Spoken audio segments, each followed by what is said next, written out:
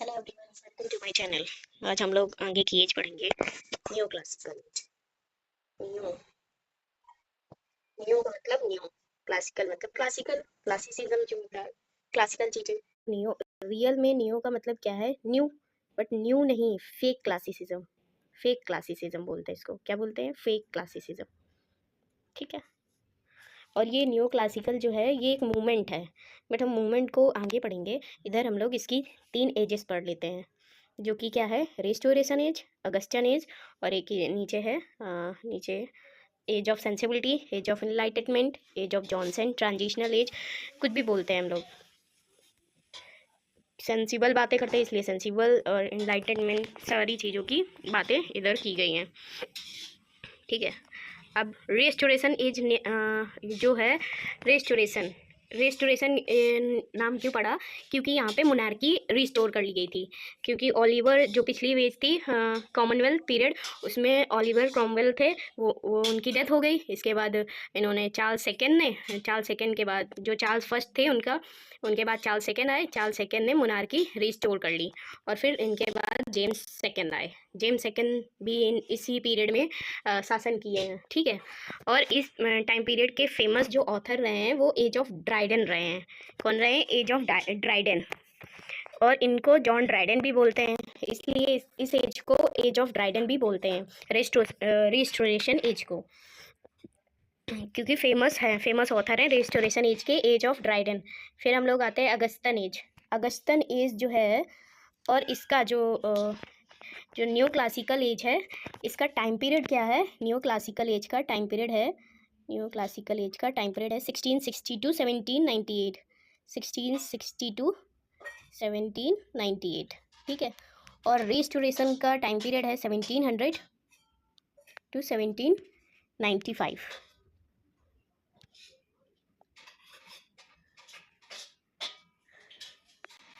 1700 to 1745 है। Okay. और 1745 से नहीं, इसकी रिस्टोरेशन एज की है 1700 टू 1660 टू 1700 इसकी, और इसकी है अगस्टन एज की 1700 टू 1745। इसके बाद है ट्रांजिशनल एज की 1745 से 1798। फिर से देख लेते हैं एक बार हम लोग। इसका टाइम पीरियड है 1660 टू 1798, और इसका टाइम पीरियड है 1660 टू 1700। इसका टाइम पीरियड है 1700 टू 1745। इसके आगे है एज ऑफ सेंसिबिलिटी, उसका टाइम पीरियड है 1745 टू 1798। ठीक है। इसका रिस्टोरेशन, क्योंकि मोनार्की रिस्टोर कर ली गई थी। इसी तरह है हम लोग अगस्टन एज। अगस्टन एज का मतलब अगस्टन एज नाम क्यों पड़ा? क्योंकि जो इंग्लिश के राइटर थे उन्होंने किसको कॉपी करना शुरू किया था? रोमन एम्परर, जो किंग अगस्टस थे उनको कॉपी करना शुरू किया था। इनके रोमन एम्परर और किंग अगस्टस के मतलब जो थे ऑथर कौन थे? ओविड, होरेस और वर्जिल, ये रोमन पीरियड के ऑथर थे। इनको हमारे इंग्लिश के लोग कॉपी करना, और इन्होंने कॉपी करना नहीं, वर्ड कॉपी करना नहीं यूज़ किया है। इन्होंने क्या यूज़ किया है वर्ड, कि हम लोग इंस्पायर हो रहे हैं ओविड, होरेस और वर्जिल से, रोमन एम्परर से। और इन्होंने ग्रीक को भी कॉपी किया है। ग्रीक के राइटर हैं एसिकल्स, सोफोकल्स, यूरिपिडस, बट इन्होंने अगस्टस को ज़्यादा कॉपी किया, इसलिए किंग अगस्टस के नाम पे अगस्टक एज पड़ गई। ओके। और इस टाइम पीरियड के फेमस ऑथर जो हैं कि अगस्टन एज के, वो हैं Alexander Pope, Jonathan Swift. Alexander pope के जो राइटर थे, अलेक्जेंडर पोप के फेमस अलेक्जेंडर पोप राइटर हैं, और इनका जो है ये मॉक एपिक है। रेप ऑफ द लॉग जो है मॉक एपिक है, फेमस मॉक एपिक है। और ये जोनाथन स्विफ्ट की जो है, जोनाथन स्विफ्ट की गुलिवर ट्रेवल्स है। ये हम लोग एनसीईआरटी में पढ़ते हैं, एनसीईआरटी में क्लास 9, 10 या फिर है इसमें सीबीएसई में। ओके। और ये अलेक्जेंडर पोप जो है, इनको एज ऑफ पोप भी बोलते हैं। अलेक्जेंडर पोप को एज ऑफ पोप भी बोलते हैं। और इसके बाद हम लोग आए age of sensibility. Age of sensibility क्यों नाम पड़ा? क्योंकि यहाँ पे जो सेंसिबल बातें जो बोल रहे थे लोग, कि यहाँ के लोग जो है सेंसिबल हैं, बहुत पढ़े लिखे हैं, इनलाइटनमेंट है, मतलब इनको मतलब बहुत पढ़ने लिखने में अच्छे हैं, उनको पता चल गया है कि क्या अच्छा है क्या बुरा है। और इसी टाइम पीरियड के फेमस ऑथर हैं age of Johnson. Traditional age, transitional age क्यों बोलते हैं? क्योंकि इस एज में मतलब ट्रांजिशन होगा इस एज के बाद। इस एज में सब लोग किस में भाग रहे हैं? इंडस्ट्रियलाइजेशन की ओर भाग रहे हैं। और इसके बाद रोमांटिक एज आएगा, तो दोनों एज का मिक्सअप हो जाएगा। रोमांटिक एज मतलब नेचर की तरफ आकर्षण होना, इसलिए इस एज को ट्रांजिशनल एज बोलते हैं। इस एज में जो है डॉक्टर सैमुअल जॉनसन जो हैं फेमस ऑथर है इस एज के, और इन्होंने लिखी है एक डिक्शनरी लिखी है, और इनका एक वर्क भी है जो फेमस है, लाइव्स ऑफ एमिनेंट पोएट। जो एमिनेंट लाइव्स है एमिनेंट पोएट की, इन्होंने बायोग्राफी लिखी है 52 पोएट्स की। ये इसी में लाइफ ऑफ एमिनेंट पोएट। जब ये बायोग्राफी लिख रहे थे तो इन्होंने पढ़ा किसके बारे में? अब्राहम काउले के बारे में। जब अब्राहम काउले के बारे में पढ़ रहे थे तब इन्होंने जाना कि ये तो बहुत कुछ अलग तरीके पोइट्री लिख रहे हैं। तब और फिर इन्होंने पढ़ा किसके बारे में? Andrew Marvell, Henry Vaughan. जब इन लोगों के बारे में पढ़ रहे थे तब इनको पता चला कि ये लोग अलग तरह के पोइट्री लिख रहे हैं, अलग अलग वो करा रहे हैं, क्या मतलब उसको बोलते हैं, अलग तरीके से कंपैरिजन करा रहे हैं, इंटेलेक्चुअल बातें कर रहे हैं। तो इन्होंने वर्ड कॉइन कर दिया डॉक्टर सैमुअल जॉनसन ने, मेटाफिजिकल। जो मेटाफिजिकल हम लोगों ने पीछे पढ़ा है, वो मेटाफिजिकल जो था उसका मतलब क्या था कि वो जो उस टाइम पे दिया गया है, उस टाइम पे थे हमारे जॉन डन और जॉन मिल्टन वगैरह, तो उस टाइम पे ये नहीं दिया गया था। ये जो हमारे डॉक्टर सैमुअल जॉनसन थे, ये पढ़ रहे थे दूसरों के बारे में, तब इन्होंने अब्राहम काउले और ये हेनरी वैगन के बारे में पढ़ा, तब इन्होंने देखा, तब इन्होंने दिया था मेटाफिजिकल वर्ड। इसीलिए डॉक्टर सैमुअल जॉनसन को मेटाफिजिकल वर्ड के मतलब कॉइन किया है, इन्हीं को बोलते हैं। मेटाफिजिकल वर्ड किसने कॉइन किया है? डॉक्टर सैमुअल जॉनसन ने। और मेटाफिजिकल पोइट्री लिखी किसने है सबसे ज़्यादा? जॉन डन ने। ठीक है, उसको देखते हैं हम लोगों ने, उधर चार्ट पे देखा, इधर देखते हैं लिखा हुआ, मतलब इंग्लिश में कैसे लिखते हैं। न्यू क्लासिकल पीरियड, ये रेस्टोरेशन है, मतलब मोनार्की रेस्टोर कर ली गई ना। It refers to the restoration of monarchy. ये देखो, इन इंग्लैंड में रेस्टोर कर ली गई मोनार्की। कब? 1660 में, 1660। It marks the return of Charles second. और ये मतलब ये दिखाता है कि ये चार्ल्स सेकंड का रिटर्न हो गया as king 1660 to 1885। It is also known as the age of Dryden, और इस एज को हम लोग एज ऑफ ड्राइडन भी बोलते हैं। जॉन ड्राइडन जो है इस टाइम पीरियड के जो है रिप्रेजेंटेटिव राइटर हैं। कौन? John Dryden. New classical as के, रेस्टोरेशन एज के जो जॉन ड्राइडन है वो रिप्रेजेंटेटिव राइटर हैं। तो पीरियड इस टाइम पीरियड में जो शासन था वो किनका था? जेम्स सेकंड का भी रहा, चार्ल्स सेकंड का भी रहा, और जेम्स सेकंड का रहा। कब से कब तक रहा? 1685 से 88। और चार्ल्स सेकंड रहे 1660 से 85।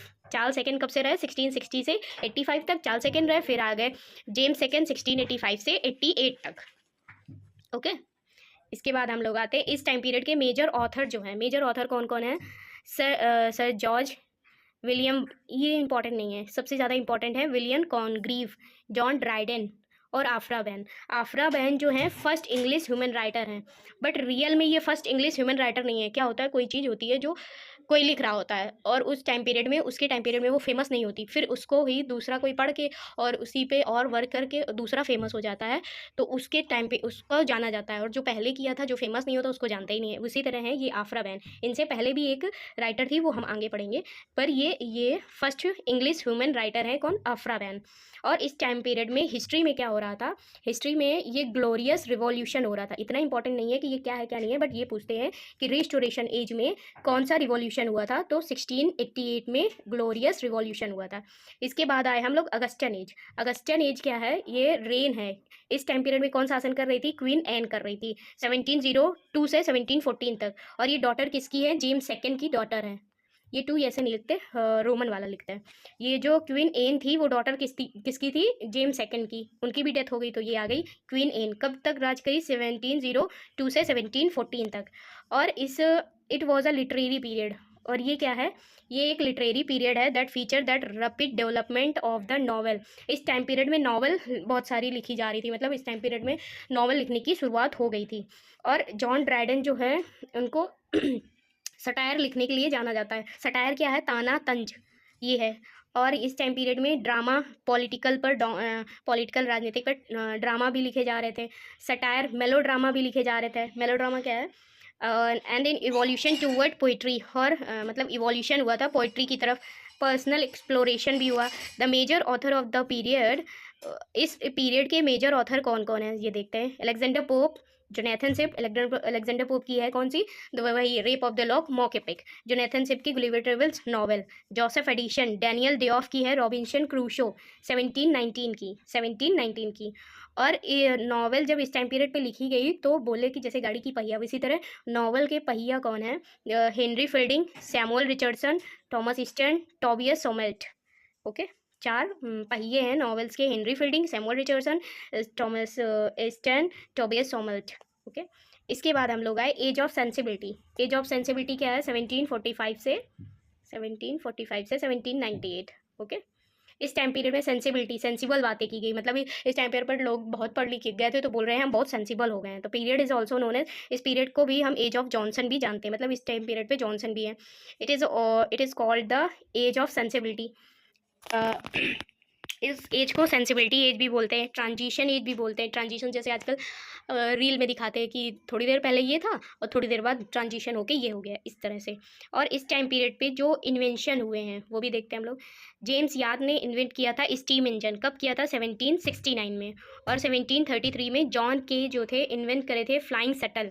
क्या इन्वेंट किए थे, फ्लाइंग शटल। और इस टाइम पीरियड पे इंडस्ट्रियलाइजेशन बहुत हो रहा था, और इस टाइम पीरियड पे इंडस्ट्रियलाइजेशन की ओर भाग रहे थे, इंडस्ट्रियल के नेचर से, नेचर को पीछे छोड़ रहे थे, इंडस्ट्रियलाइजेशन की ओर भाग रहे थे। फ्रेंच रिवोल्यूशन जो है स्टार्ट हो गया था, और मेटरलिस्टिक चीज़ों के पीछे भाग रहे थे इस टाइम पीरियड पे। और इस टाइम पीरियड के मेजर ऑथर कौन है इस टाइम पीरियड के, सैमुअल जॉनसन, जो कि हैं doctor Johnson, Oliver, Samuel Johnson को डॉक्टर जॉनसन भी बोलते हैं, जो कि इस टाइम पीरियड के रिप्रेजेंटेटिव भी बोलते हैं इनको, और इन्होंने ही मेटाफिजिकल वर्ड दिया था, कॉइन किया था। और ओलिवर गोल्डस्मिथ भी हैं, एडमंड ब्रूक भी हैं, जेम्स बॉसवेल भी हैं। इस टाइम पीरियड के सबसे ज़्यादा इंपॉर्टेंट हैं Samuel Johnson, William Collins and Thomas Gray. Thomas Gray की इन्होंने सबसे फेमस एलिजी है, elegy written in country churchyard, जो कि फेमस है।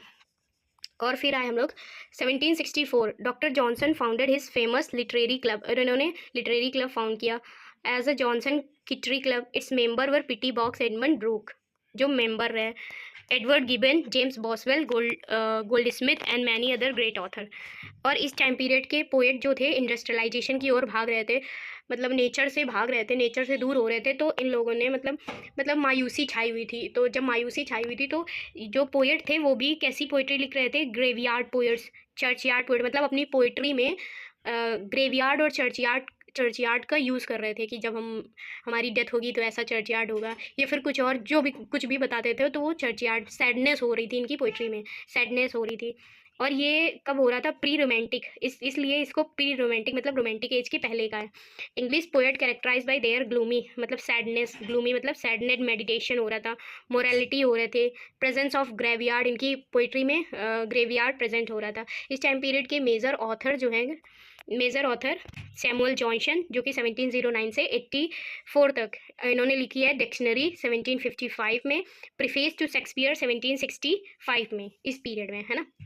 और सैमुअल रिचर्डसन आए 1689 to 1761, Clarissa Harlowe 1748, sir Charles Grandison 1754, और हेनरी फील्डिंग जो है नॉवेल्स लिखते हैं इन्होंने 1707 से, हेनरी फील्डिंग कब तक रहे, 1707 से 54, Tom Jones and Amelia 1751, Oliver Goldsmith की है the citizen of the world 1751, और इनका टाइम पीरियड है 1728 से 1704, vicar of the Wakefield 1766, Thomas Gray ये रहा 16 से 71, elegy written in country churchyard 1751।